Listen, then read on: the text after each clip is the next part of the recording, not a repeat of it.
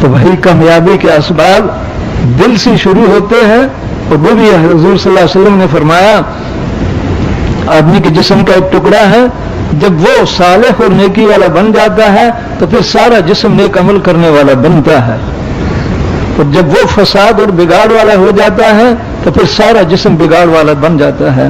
اور فرمایا خوب دھیان سے سنو وہ دل ہے، خوب دھیان سے سنو وہ دل ہے، خوب دھیان سے سنو وہ دل ہے۔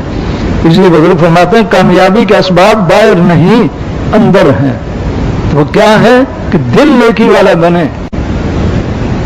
اور ناکامی کے اسباب بھی باہر نہیں اندر ہیں، کہ دل بگاڑ والا بن گیا تو پھر اعمال سارے بگڑیں گے، اعمال بگڑیں گے تو پھر دنیا بھی تباہ ہوگی، آخرت بھی تباہ ہوگی۔ تو اصل دل ہے، تو دل کی محنت کلمے کی محنت ہے کہ کلمے کا نور دل میں بھرے۔ بھائی اس کے لیے کلمے کو حق سمجھ کر پڑھا تو نور کا بیج لگا، اب کلمے کی دعوت دے، کلمے کا ذکر کرے، دوسروں کو دعوت پر تیار کرے، اور راتوں کو اللہ پاک سے مانگے، کیونکہ دینے والے تو اللہ پاک ہی ہیں۔ دعوت کا عمل اس سے دل کا نور بڑھے گا۔ بزرگ تو فرماتے ہیں جو حضور صلی اللہ علیہ وسلم کی نیابت میں حضور کی محنت کو مقصد بنا کر کرے گا اور قربانیوں کے ساتھ کرے گا۔ کئی تقاضے جیسے صحابہ کرام کے واقعات ہیں کہ کلمے کی وجہ سے مکہ مکرمہ والوں کو گھر چھوڑنا پڑا، بیوی بچوں کو ساتھ میں لے جانے پہ جسے ہجرت ہوئی چھوڑنا پڑا، تو اس مشقت کو برداشت کیا، کلمے کو نہیں چھوڑا، گھر چھوڑا، بیوی بچے کو نہیں جلے جا سکتے ان کو بھی چھوڑا، اور مدینہ منورہ پہنچ گئے۔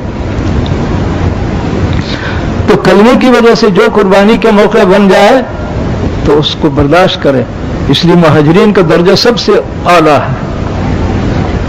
اور پھر مشقتیں زیادہ تھی مکہ مکرمہ فتح ہونے تک، اس وقت کافروں سے لڑائیاں بھی ہوئی، کتنی تکلیفیں آئی۔ اس لیے قرآن میں فرمایا کہ جو مکہ فتح ہونے سے پہلے ایمان لایا ہے اور اللہ کے دین کی محنت کی ہے وہ، اور جو مکہ فتح ہونے کے بعد میں ایمان لایا ہے، یہ دونوں برابر نہیں ہو سکتے۔ مشقتوں کا وقت مکہ کے فتح ہونے سے پہلے تھا، تو جتنا ایمان کی وجہ سے مشقت کی شکل بنے، صبر کر کے اس پر چلتا رہے گا، اس کا درجہ اعلیٰ ہوگا۔ تو بھائی دل نیکی والا وہ ہے کہ جس دل میں کلمے والا نور بھر جائے۔ بزرگ فرماتے ہیں کہ حضور صلی اللہ علیہ وسلم کی محنت کو جو مقصد بنا کر چلے گا، قربانیوں کے ساتھ چلے گا، تو اللہ پاک اس کے دل میں اتنا نور دیں گے سورج سے بھی زیادہ ہوگا۔ تو جس کے دل کا نور اس درجے کا ہوگا تو فرمایا اس کے پاس جو آئے گا اس پر بھی اثر پڑے گا، اور جس کے پاس وہ جائے گا اس پر بھی اثر پڑے گا۔ اس لیے صحابہ کرام جس ملک میں گئے ہیں تو اس ملک والوں کا کفر ختم ہوا، ایمان والے بنے۔ اس لیے کہ صحابہ کرام وہ درجہ نورانیت کا لے کر گئے۔ تو بھائی اللہ پاک اس درجے کے نور کا حصہ نصیب فرمائے۔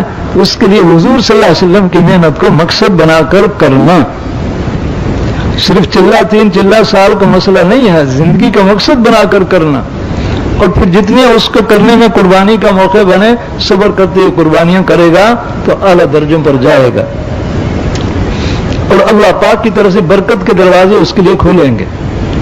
تو ایمان کو کامل بنانا، پھر جسم کے اعمال حضور صلی اللہ علیہ وسلم کی سنت کے مطابق سب سے پہلے نماز کو کامل بنانا کہ نماز میں کوئی سنت نہ چھوٹے۔ ہر سنت کے سیکھنے سے دل کا نور بڑھے گا، سنت اعمال سیکھنے سے دل کا نور بڑھتا ہے۔ پھر جتنا سنت پر عمل کرتا جائے گا اس کی دل کی نورانیت بڑھتی جائے گی۔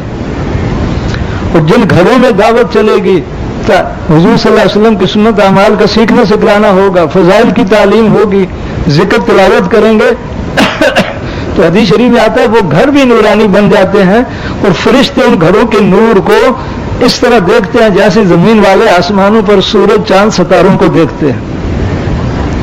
جن مسجدوں میں اعمال ہوں گے تو مسجدیں بھی نورانی بنیں گی، جو اس مسجد میں آئے گا اس نورانیت کا اثر اس پر ہوگا۔ تو گھروں میں مسجدوں میں حضور صلی اللہ علیہ وسلم کے اعمال کا اہتمام کریں گے انشاءاللہ۔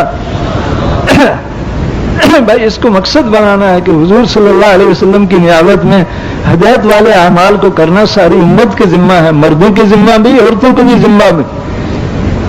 اور دل میں عزم تو یہ ہو کہ خود جیسے حضور صلی اللہ علیہ وسلم جو اللہ پاک کا حکم آیا فوراً اس پر خود عمل کیا، اور پھر باقی سارے انسانوں کو حکم پر لانے بھی کی محنت کی ہے۔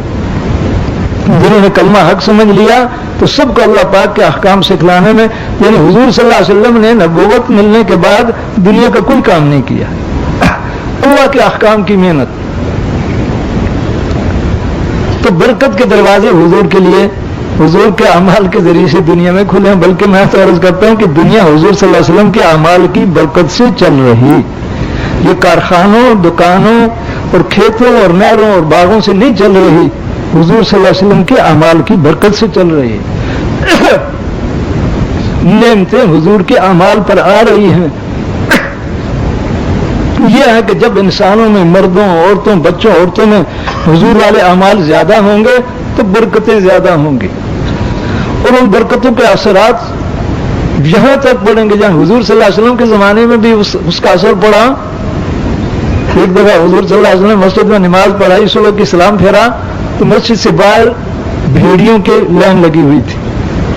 حضور نے جب دیکھا تو حضور سمجھ گیا یہ کیوں آئے، تو بھیڑیے آ کر کہنے لگے، حضور نے فرمایا یہ اس لیے آئے ہیں کہ ہماری روزی بھی گوشت میں ہے، لیکن اب ہمارا جی نہیں چاہتا کہ مالک کی اجازت کے بغیر کسی کی بکری کو مار کر کھائیں، تو اس لیے آئے ہیں کہ آپ ان سے کہہ دیں کہ کچھ بکریاں ہمارے لیے الگ کر دیا کریں، ہم ان کو کھا لیا کریں گے، باقی بکری پر حملہ نہیں کریں گے.